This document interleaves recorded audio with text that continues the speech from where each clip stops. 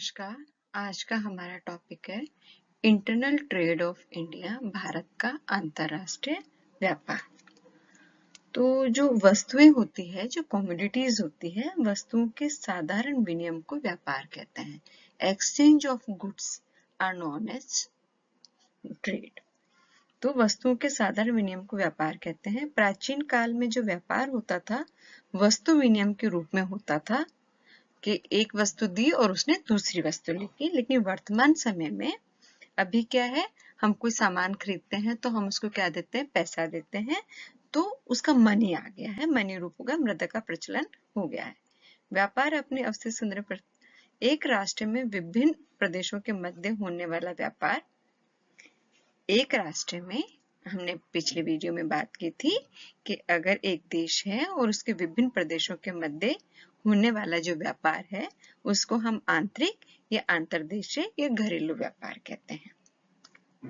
यह हम पिछले वीडियो में बात कर चुके हैं।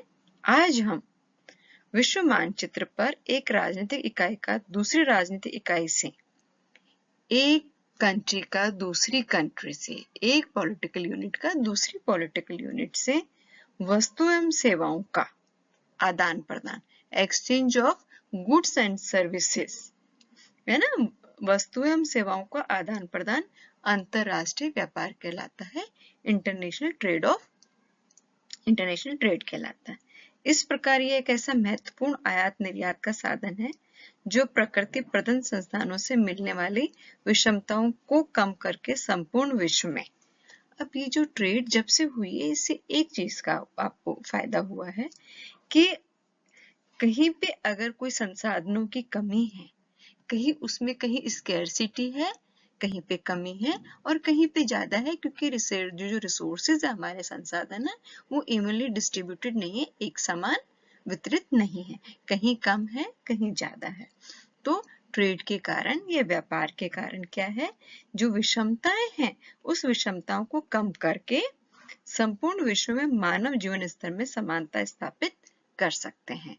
तो हम व्यापार के द्वारा जहां पर कमी है वहां चीजों को दे सकते हैं, और जहां ज्यादा है वहां से दूसरी जगह पर आ सकती है। तो इससे क्या होगा, वेलफेयर ऑफ सिटीजन्स होगा, जो हमारे मानव जीवन ह्यूमन लाइफ है उसके लिए अच्छा है। तो अर्थव्यवस्था में वृद्धि और विविधीकरण के कारण स्वतंत्रता के बाद से लगातार भारत के विदेशी व्यापार में मात्रात्मक वृद्धि होती रही है, मतलब उसकी क्वांटिटी बढ़ती जा रही है। मुद्रास्फीति, खनिज तेल का बढ़ता मूल्य, आर्थिक उदारीकरण, आयात में निर्यात जैसे मुफ्त व्यापार नीति यदि इस वृद्धि के प्रमुख कारक रहे हैं। इन कारणों से कारण क्या है कि इंटरनेशनल ट्रेड और ज्यादा हुआ है।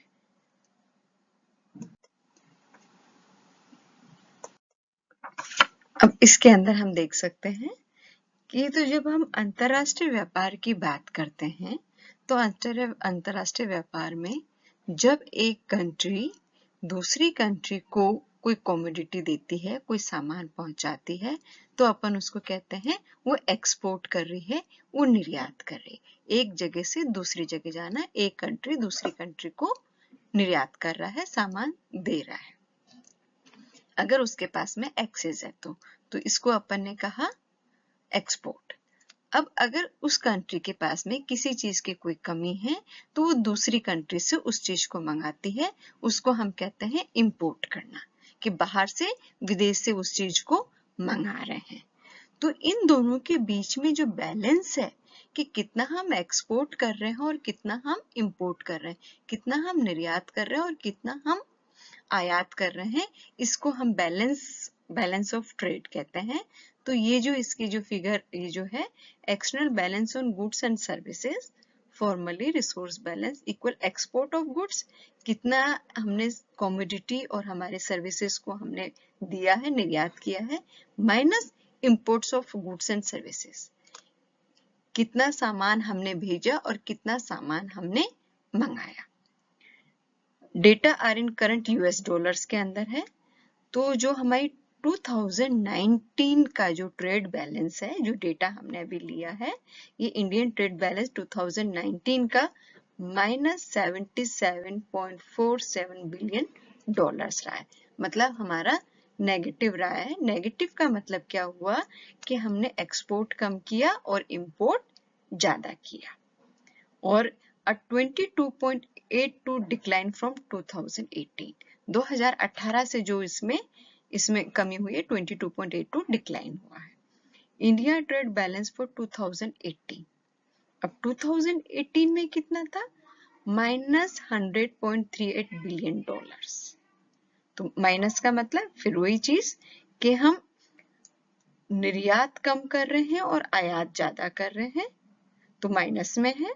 तो 19.84 इंक्रीज फ्रॉम 2017, 2017 से 19.84% इंक्रीज हुआ है। और 2017 के अंदर भी हमारा माइनस के अंदर था, -$83.76 बिलियन। और ये कितना इंक्रीज हुआ 2017 से, 106.68 इंक्रीज फ्रॉम 2017। और Indian trade balance for 2016 was -$40.53 billion, a 16.11% decline from 2015। तो ये हम बैलेंस ऑफ ट्रेड है। तो बैलेंस ऑफ ट्रेड हमारा अभी इसके अंदर हमने देखा माइनस माइनस के अंदर है, इट मीन्स हमारा नेगेटिव है। तो जो हम निर्यात कर रहे हैं वो कम कर रहे हैं और जो आयात कर रहे हैं वो हम ज्यादा कर रहे हैं। इसके माध्यम से हम देख सकते हैं commodity wise composition of imports in India by share in percentage. तो जो हम विदेशों से जो हम सामान ले रहे हैं, है ना, इंपोर्ट जो कर रहे हैं, जो हम उनसे सामान ले रहे हैं, उसका हम बता रहे हैं। तो आयात द्वारा तीव्र गति से बढ़ रही जनसंख्याओं की आवश्यकताओं को पूरा करने के साथ ही निर्यातित वस्तुओं में विनिवेश उत्पादन निवेश के लिए भी किया जाता है।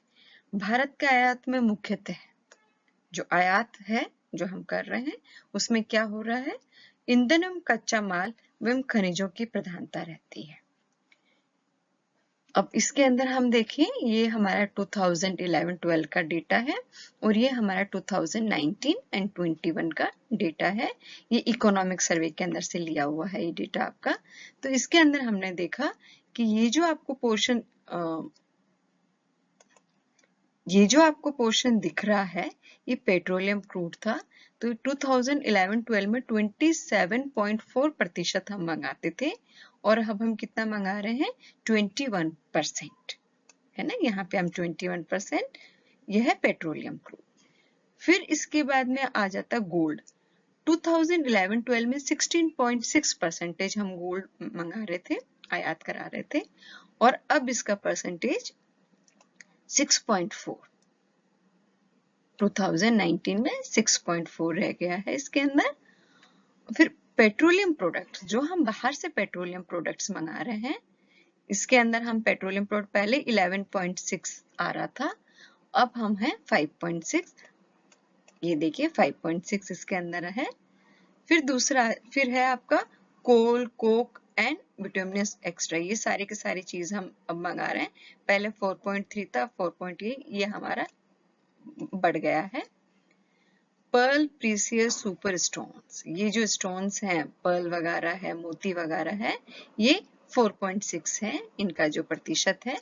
पूरा अगर हम मान के चले कि हम 100% मंगा रहे हैं, इसके अंदर जो भी हमारा हम इंपोर्ट कर रहे हैं, जो हम चीजें बाहर से मंगा रहे हैं, उसमें सबसे ज्यादा शेयर हमारा पेट्रोलियम क्रूड का है, फिर दूसरे नंबर पे गोल्ड का है, फिर पेट्रोलियम प्रोडक्ट्स का है, फिर कोल, कोक एंड बिटुमिनस का है, फिर पर्ल प्रीशियस स्टोन्स वगैरह का है, फिर इलेक्ट्रॉनिक कंपोनेंट्स का है, ये आ गया इसके अंदर, फिर टेलीकॉम इंस्ट्रूमेंट्स वगैरह है उसका आ जाता है, ऑर्गेनिक केमिकल्स आ जाते हैं, इंडस्ट्रियल मशीनरीज आ जाती है। ये पूरा का पूरा कंपोजिशन आपका बना हुआ है इसके अंदर कि ये सामानों का हम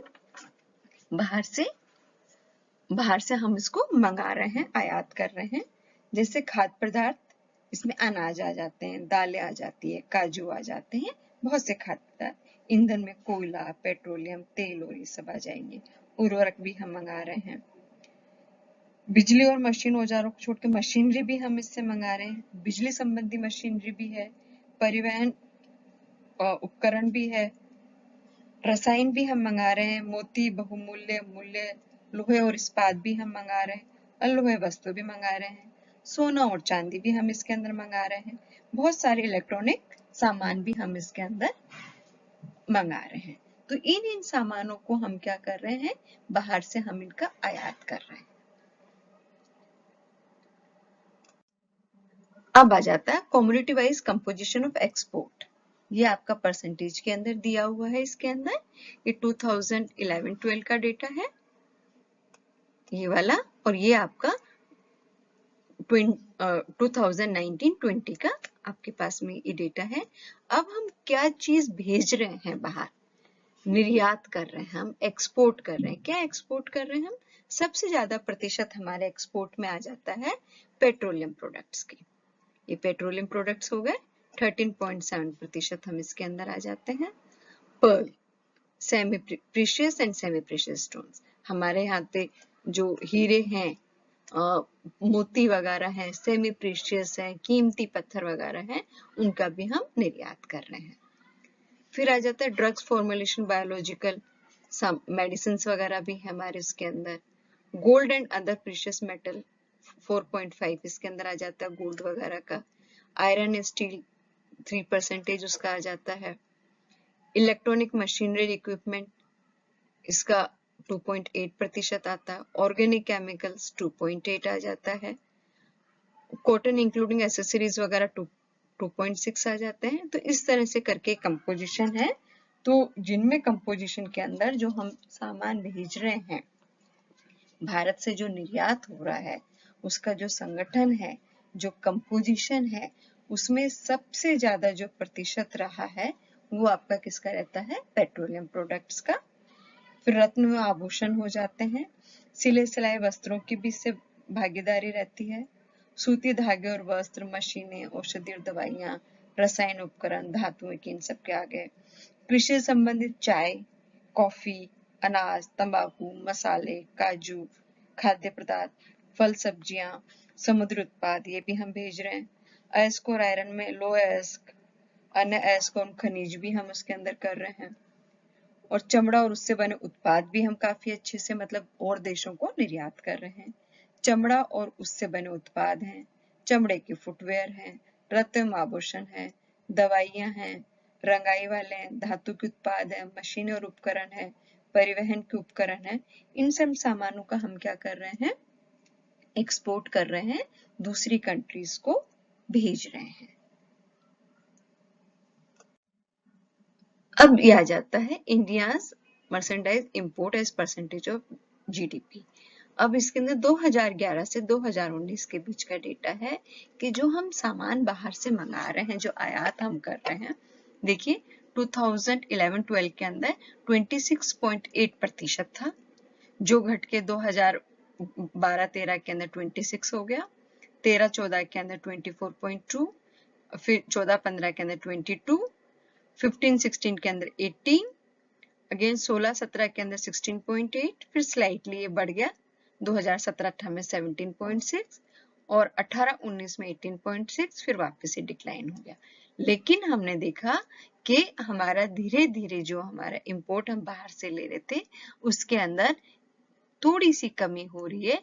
इट मीन्स हम इंडिपेंडेंट हो रहे हैं, हम अपने यहीं के सामान को काम में ले रहे हैं, बाहर से हम कम मंगा रहे हैं, धीरे धीरे स्लाइटली इसके अंदर डिक्लाइन हो रहा है।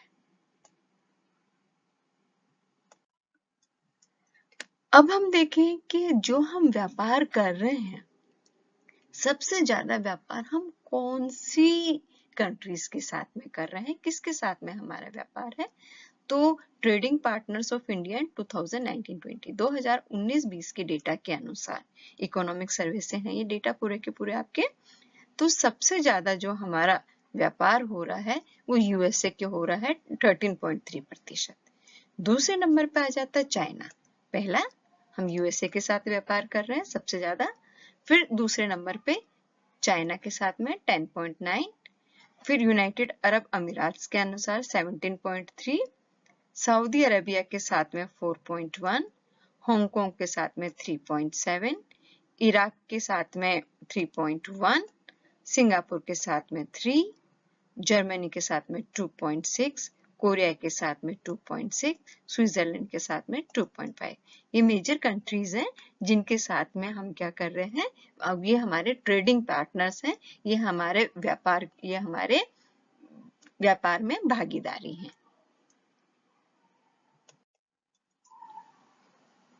बायलैटरल ट्रेड सरप्लस डेफिसिट, अब हम इसके अंदर देखिए, हमने देख लिया हम किन चीजों का निर्यात कर रहे हैं, किन चीजों का हम आयात कर रहे हैं, किन कंट्रीज के साथ में हम आयात और निर्यात कर रहे हैं। अब इसके अंदर हम देखें कि हमने पहले भी बात की थी ट्रेड की, सरप्लस की, डेफिसिट की। सरप्लस का मतलब है जब हम निर्यात ज्यादा कर रहे हैं और आयात कम कर रहे हैं, तब हम सरप्लस में रहेंगे, हमारा पॉजिटिव रहेगा, है ना। और जब हम चीजें ज्यादा मंगा रहे हैं और भेज कम रहे हैं, तो हमारा नेगेटिव, तो हमारा ऋणात्मक रहेगा, डेफिसिट रहेगा। तो जो हम ट्रेड इन कंट्रीज के साथ में कर रहे हैं, यूएसए के साथ में, इसके अंदर हमारा पॉजिटिव वैल्यू है। पॉजिटिव वैल्यू शुरू से 2014-15 में पॉजिटिव थी, 15-16 में भी, इन सब के अंदर, और 2019-20 के अंदर 10.9, मतलब हम इनको सामान ज्यादा दे रहे हैं और इनसे कम ले रहे हैं। तो यूएसए और यूनाइटेड अरब अमीरात, ये दो ऐसे हैं जिनके साथ हमारा निर्यात ज्यादा है, एक्सपोर्ट ज्यादा है और इंपोर्ट कम है। फिर है ट्रेड डेफिसिट कंट्रीज। अब इन कंट्रीज से हम मंगा ज्यादा रहे हैं और भेज कम रहे हैं। 2014-15 के अंदर भी माइनस में था, 15-16 के अंदर भी माइनस, 16-17 में माइनस, और 17-18 में माइनस है, 18-19 में माइनस, और 19-20 में भी माइनस 35.32। सऊदी अरब के साथ में भी माइनस के अंदर है, माइनस 14.32। इराक के साथ में माइनस 13.96। माइनस का मतलब है बैलेंस ऑफ ट्रेड या व्यापार का बजट देखा जाए तो इन देशों से हम मंगा ज्यादा रहे हैं और भेज कम रहे हैं। जर्मनी के साथ देखा माइनस 3.09, कोरिया के साथ में माइनस 7.80, इंडोनेशिया के साथ में 6.99, स्विट्जरलैंड के साथ में माइनस 11.9, हांगकांग के साथ में माइनस 3.88 और सिंगापुर के साथ में माइनस 3.15। Thank you.